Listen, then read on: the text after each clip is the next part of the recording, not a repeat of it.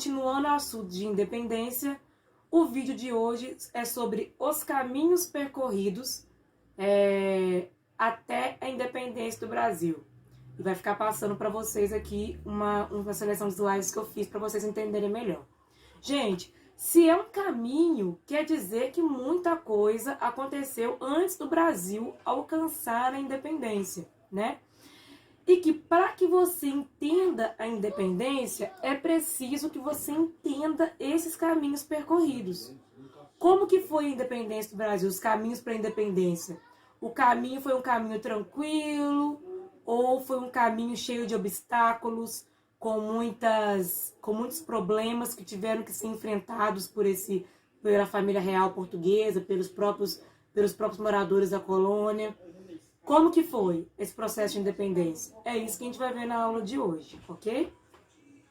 Gente, como que nós vamos começar? Vamos começar por Napoleão Bonaparte, né? Tudo começa por Napoleão Bonaparte através do que eu chamei aqui de pontapé inicial para a independência do Brasil.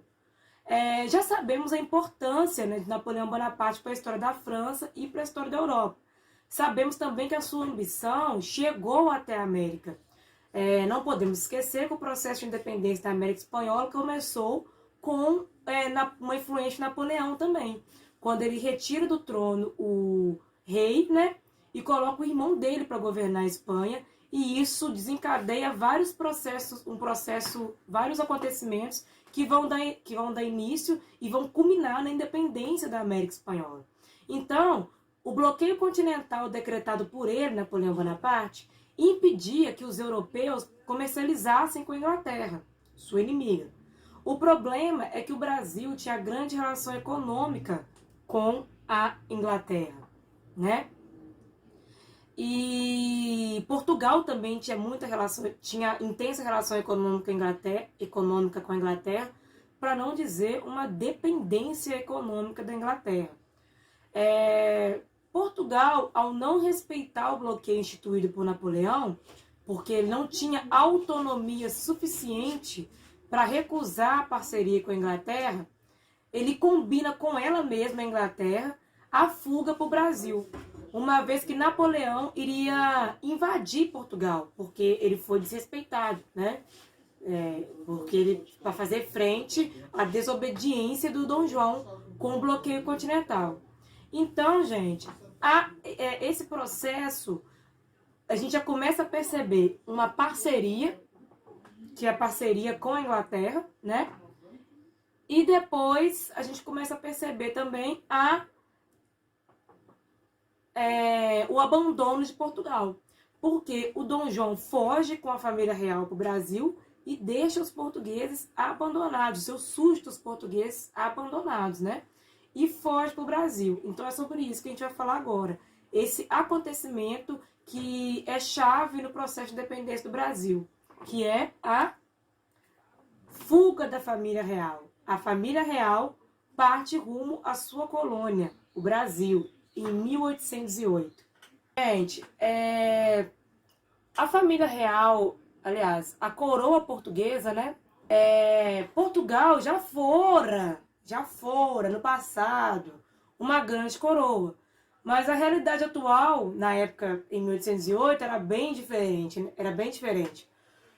O reino praticamente se sustentava dos lucros provenientes da colônia. Ou seja, praticamente o Brasil, a colônia Brasil, né, sustentava Portugal no que diz respeito ao envio de alguns produtos e principalmente de ouro, né? Então, Portugal estava bem mal das pernas. E as outras coroas, né, como a Inglaterra, a França e outras potências, meio que abafaram Portugal. Portugal não conseguia mais fazer frente, concorrência a essas coroas. Então, é bom vocês entenderem isso, perceberem qual que era a situação de Portugal para ele chegar ao ponto de fugir para a colônia, que também dizem que não foi a primeira vez que ele pensou em fazer isso, né? Fala-se muito a respeito da família real fugir para o Brasil, mas vamos pensar, é interessante perceber agora quem é essa família real que foge para o Brasil.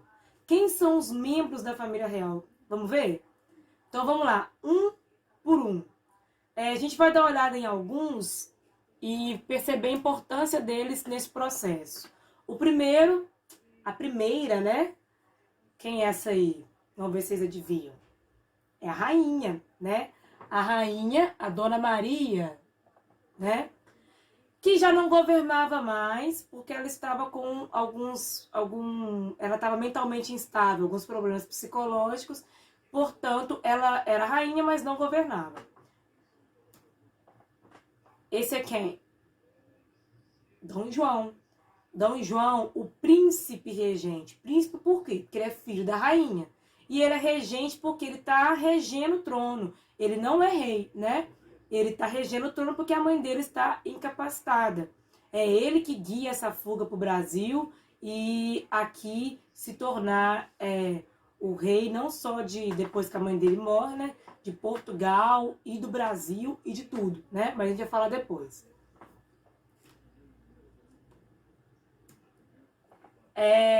Esta é a Carlota Joaquina, a princesa, esposa de Dom João, personagem envolvido em diversas polêmicas conjugais, traições, não só a Dom João, mas ao próprio reino, né? Era notável a falta de interesse dela pelo rei, eles não tinham mais uma vida conjugal muito próxima, né, muito boa. Por isso que muitas vezes ela é, na verdade, colocada como inimiga de Dom João, né? Não esposa, mas inimiga. E essa relação conturbada dos dois, é preciso entender ela também para entender algumas coisas relacionadas ao processo de independência do Brasil, ok? Este é o Dom Pedro I, Caio Castro, né? Acho que é ele que é o Caio Castro na novela, que a novela tá passando. O Dom Pedro I é o herdeiro do trono, Dom Pedro I de Alcântara, é aquele que vai herdar o trono, que vai, inclusive, declarar a independência do Brasil quando o pai dele tem que voltar para Portugal. Gente, eles tiveram 9 filhos. 9 filhos. O Dom Pedro era o próximo na sucessão, né, o herdeiro. E eu resolvi colocar a foto desse aqui também, que é importante vocês saberem dele, que é o Dom Miguel. Dom Miguel também era filho, e inclusive ainda tem discussões a respeito se ele era filho legítimo ou não de Dom João, né? Diante dessa questão da Carlota Joaquina talvez ter traído, né, Dom João. E o Dom Miguel, assim como Carlota Joaquina, vai ser uma pedra no sapato de Dom João na história. Porque ele, por vezes, tenta usurpar o reino para ele, né? Inclusive, aí vocês têm que entender isso para entender por que Dom João depois, aliás, lá em Portugal as coisas não ficaram muito bem, né? E Dom João vai ter que voltar para resolver aquilo lá e deixar o filho dele aqui. E depois Dom Pedro também tem que voltar a Portugal, justamente por causa dessas investidas, esses problemas relacionados a essas pessoas que queriam tomar o trono. E Dom Miguel está no meio disso tudo. Então vocês percebam que essa família real não era uma família tão unida e perfeita assim, como a maioria das famílias, né? Então, deixa eu ver se tem mais alguma coisa a falar. Não, acho que é só isso. Então, como fica Dom João no Brasil? Gente, Dom João no Brasil. A viagem foi muito exaustiva, né? Como naquela época tudo era muito difícil, né, gente? Não é igual hoje que você pega um avião aqui, já cai em Portugal, pega um avião em Portugal, vem pra cá. Não é desse jeito, né? Então, a viagem foi muito exaustiva mas antes dele ir pro Rio de Janeiro, né? Local que abrigaria a família real, Dom João faz uma parada na Bahia, em Salvador, e decreta uma das leis mais importantes durante toda a estadia dele aqui no Brasil, né, que é a abertura dos portos. Abrir os portos. O que é abrir os portos? O porto, gente, é onde chega as mercadorias e onde escoa as mercadorias do país, né? Então, quando abre os portos, o que vocês imaginam que vai acontecer? Antes, nós éramos uma colônia que tinha uma metrópole, que tinha o rei lá nessa metrópole, que era Portugal, longe com uma metrópole longe com o rei longe. Agora o rei está aqui. Então, essa medida que ele toma já mostra uma mudança, uma das primeiras grandes mudanças econômicas do Brasil colônia. Vamos lá. Fim do exclusivismo. Antes, a colônia só comercializava com quem Portugal, metrópole, queria. Agora não. Quem mais se beneficiou com isso foi quem? Inglaterra, né? Vou até colocar ela aqui já. Ela foi, mas daqui a pouco eu vou explicar por quê. Manufatura. Antes podia ter manufatura. Não podia ter manufatura, aliás. Aqui a gente não podia produzir nada aqui. Queriam que a gente comprasse de fora, né? Mas não produzia aqui. Portanto, não podia haver manufatura. Só que tudo que a gente produzia, aliás, só que com a vinda de Dom João, com a vinda de Dom João para cá, a gente pôde ter manufatura. Ele autorizou essas manufaturas no Brasil. Só que tem um grande problema.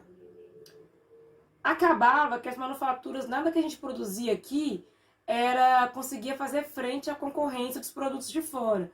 Principalmente a Inglaterra, que com a abertura dos portos, pôde simplesmente comercializar, vender tudo que ela queria para o Brasil. Praticamente sem nenhuma regra, sem nenhuma restrição. Então imagina, você está aqui no Brasil produzindo um tecido e a Inglaterra, não tem como você fazer concorrência com o produto que veio da Inglaterra. Ah, mas por que não? Por causa dos tratados de navegação e comércio. O que foi esse tratado, gente? Vamos entender por que a Inglaterra dominou tanto o cenário comercial do Brasil com a vinda da família real para cá. Todo produto que entrava no Brasil tinha que pagar imposto. Tem que pagar imposto até hoje, né? Se um produto vem de fora, você tem que pagar imposto sobre esse produto. Qual país, nessa tabela que vocês estão vendo aqui, pagava menos imposto para ter o produto comercializado aqui no Brasil? Inglaterra. Olha para você ver, gente. Até Portugal pagava mais imposto do que a própria Inglaterra nos produtos aqui no Brasil. Ou seja, era mais vantajoso adquirir um produto inglês do que um produto da própria Portugal. Imagina o produto produzido aqui, na colônia, né, no Brasil colônia. Portanto, gente, a Inglaterra, com todos esses tratados econômicos que Dom João imediatamente decreta, mostram que a parceria com a Inglaterra está virando uma grande dependência e a Inglaterra lucra muito com essa parceria. Tá até mãozinha dada para vocês verem aí.